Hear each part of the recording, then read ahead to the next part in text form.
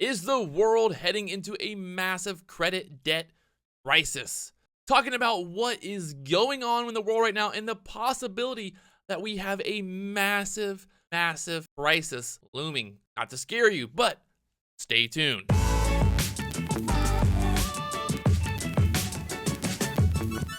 What's going on, guys? So first off, I want to make it very clear, I am no doomsday prepper by any means.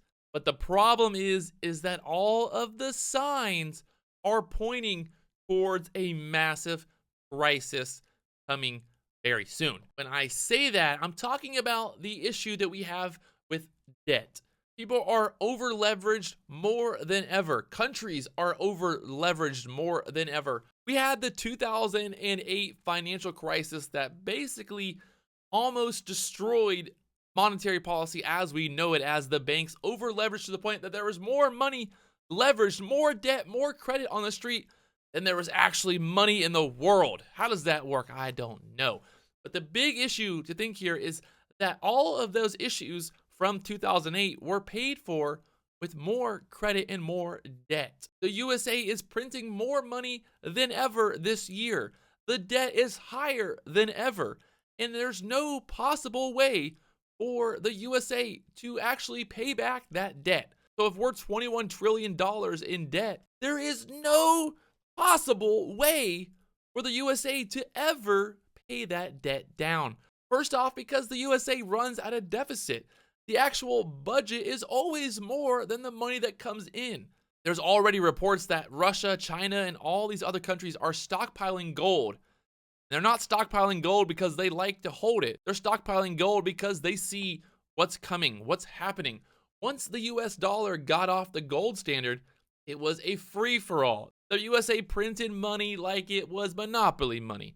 There was nothing backing fiat currency. I know you probably think I'm biased because I invest in cryptocurrency and blockchain technology, and you think, oh, you're just saying this because you want crypto to go up. You want to pump crypto.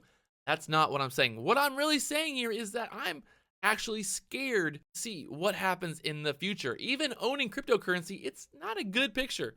If all of this hits the fan,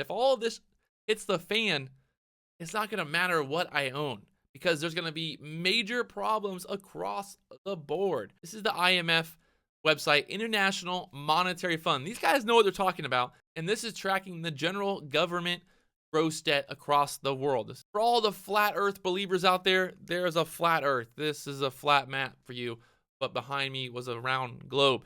Let's look at this and think about it. USA is supposed to be one of the largest, most wealthy, most happy, best places in the world. Well, why are we in the top 10 in terms of debt? Looking at the other countries that have massive debt, you have Japan, you have Greece, you have Sudan, you have Venezuela. Venezuela's gross debt is 162. What's the USA's? 108. That's not good, guys. That is not good. Let's look at Russia. What's Russia's gross debt? And, Russia's definitely kind of cooking the books over there. They're showing 18.7. Know what they're doing, but they know what they're doing. China is about 51. And even people are worried about China defaulting, that China has issues with debt. So for the USA to be at 108, that's over 100% of debt compared to the GDP. So we have way more debt than we can ever pay off. We can't make enough things. We can't sell enough stuff to actually pay off the debt. I don't know about you guys, but I am no financial wizard. I'm no accountant. When you spend more money than you make or have, you end up running out of money at some point. And I know people will say that the USA has been doing this for years now, but there's going to come a point where it's going to stop. There's going to come a point where we're going to just bust. It's going to go bust. And that's not to say that the USA is going to go bust, but the problem here is that somebody is going to get hurt. And I can guarantee it's not going to be the rich or the banks who are getting hurt. It's going to be the little people. The recession is going to crush the middle class that have mortgages, that have car payments, that have debt. Once the interest rates go to the roof, once the banks try to collect on that debt, once they see that is hitting the fan, they're going to want their money back. I saw today that JP Morgan posted record profits.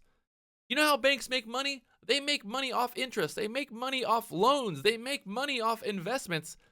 And if the banks are making record profits, That means people owe them a lot of money. But what happens if the interest rates go up? Before 2008, there was a major issue with predatory mortgages, with home equity lines, variable interest rates. The other day on TV, I saw an ad for a home equity line. You could use that money to invest it, to buy another house, to buy Bitcoin. They literally said, if you want to buy the Bitcoin dip, you can use your home equity to buy Bitcoin.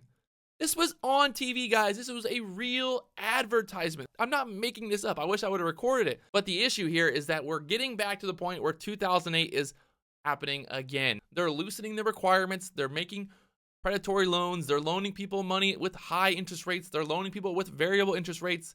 And things are happening very similar to 2008. One of the big issues in 2008 with the financial crisis was the CDO. And guess what? They're doing it again. The banks are once again selling these CDOs. They've just renamed it.